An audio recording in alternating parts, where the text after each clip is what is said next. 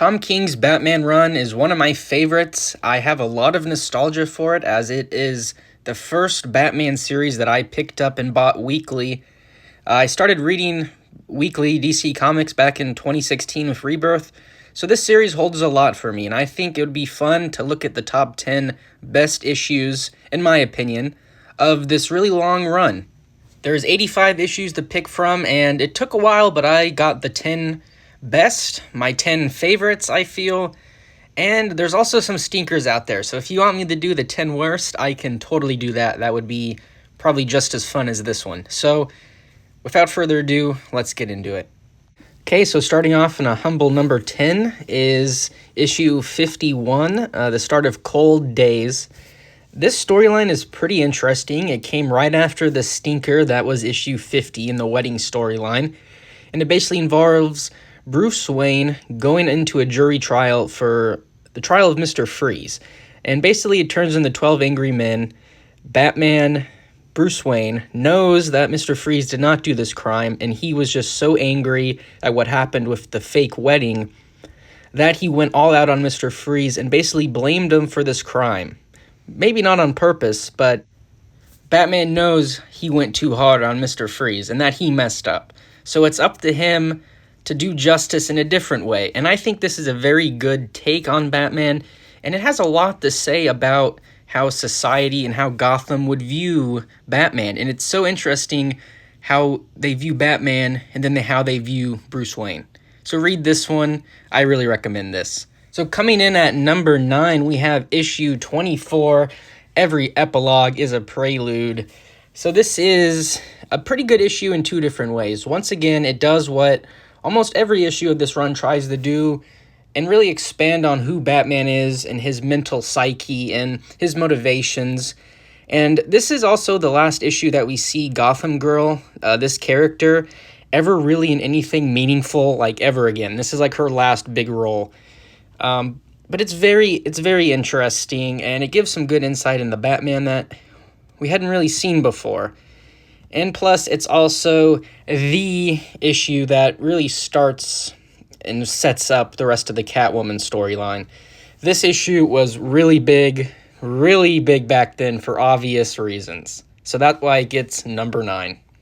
Okay, and here at number 8, we have number 67, All the Way Down. So this is part 5 of the Nightmares arc. I really liked this arc. It was almost like an oasis and a little lulling middle part of the series. But this one is all about a chase scene between Batman and a masked assailant. We do not know who this person is. The art speaks this issue. There is very little to no dialogue, and the amazing art of Lee Weeks is what carries this issue. Please read this for yourself. It's not a long read. I'm going to save it all for you to look at and savor, but it gets number 8 for me. It is a great issue. It also has this pretty good variant cover. The artist took an actual picture of New York City and then just kind of drew Batman in. So coming in at number 7, we have issue 37. This is the date night issue, where basically Batman and Superman with Lois Lane and Catwoman, they go to a carnival and they arrive on superhero cosplay night, and they're not going to be allowed in unless they're wearing costumes. But it would look too obvious if they wear their own costumes, right? So they decide to switch costumes, and this whole issue had me rolling. It was just a very fun, very different Batman issue, and it's just hilarious. Here's them switching costumes. I love Batman just stone-facing as Superman, and it really just shows the relationship between Batman and Superman. Good banter between Lois Lane and Catwoman. It's just really fun. There is great moments. It is a wholesome issue. No take over the world, no people getting murdered, just a lot of fun. All right, next issue, one of my personal favorites, The Brave and the Mold, issue 23. Oh, this one's great. It's a Swamp Thing and Batman team up, and the art on this one is just cracked. Mitch Gerrits goes off on this art. The story is a pretty good one. It is Swamp Thing and Batman investigating the murder of his father.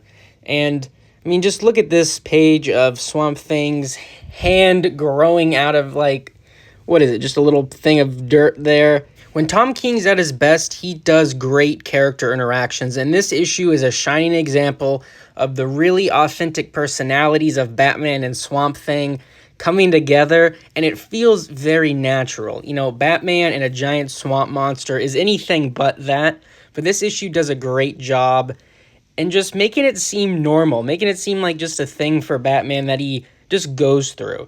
And big shout out to Alfred, who is doing everything he can to keep this house spotless. Big ups to my man. We also have a minor Kite Man appearance that is pretty hysterical. All right, halfway through, coming in at number 5 is one of my personal all-time favorites, Batman comics. Number 63. I'm a huge Constantine fan. So this one being a Batman and Constantine team up in a very weird, dreamlike state, with Constantine just popping up wherever he wants, talking crap, being a big wanker. I love it. It is great. It has, like I mentioned last time, really great character interactions. It feels like just a prime voice of Constantine, a prime voice of Batman, and it's perfect. It's a perfect little small compressed story which perfectly captures Constantine and what he brings to a story.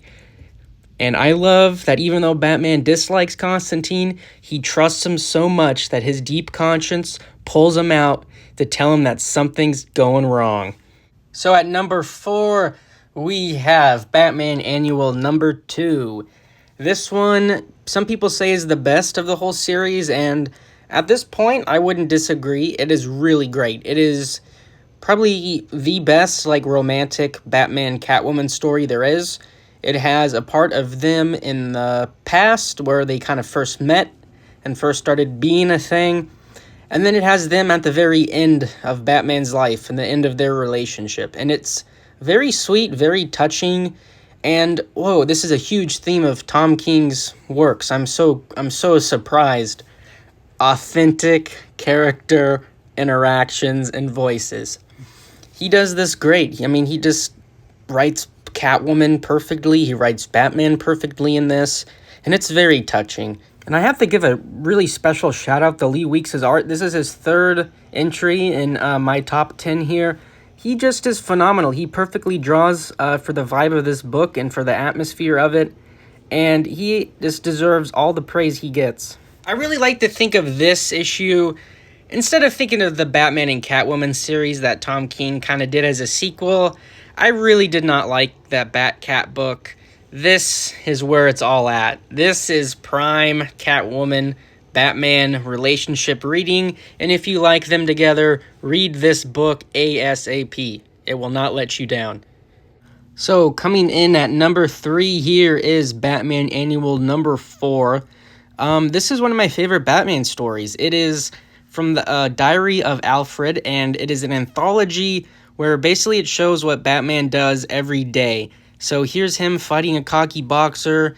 Here's him playing Clue in real life. Everything is kind of different, but it all really flows, and it shows the character of Batman, how he never gives up, how he always will save the day. And that's essentially what the Tom King run is all about, of how determined he is, how much he sacrifices to be Batman, how much he cares. And this issue shows all of that, and it's great. You should read it. Coming in at number 2 here, you can see the tape on the back. See how mangled that is? That's how many times I've pulled it off to reread this absolute beauty of an issue.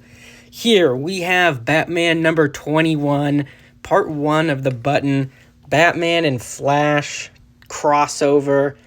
Oh, what more do I need to say? This was prime Watchmen, Button, unknown territory. We went to the store all hyped up to learn more, and it just was insane. The hype for this issue, I haven't experienced something like this before. We're just reading it. I was vibrating. I was I was literally vibrating like the Flash because of just how cool what I was seeing was. And this ending, like, just blew everything up. There were so many hints towards Watchmen and Dr. Manhattan being behind a lot of the problems in Rebirth and what was happening. and this just kicked the door wide open. When I say the hype was unbelievable, the hype was unbelievable. The fight between Reverse Flash and Batman, amazing. And even the back's lenticular. What more do you need? Okay, what is number one? What can possibly be more hype than Batman and Reverse Flash duking it down? Batman and Bane duking it down in Batman number 20, the finale of the I Am Bane arc. This whole issue is straight fire. It perfectly captures the Batman and Bane relationship, which I think Bane is one of Batman's best villains. Probably number 2 in my opinion. He is such a perfect match for Batman's strength, his intelligence.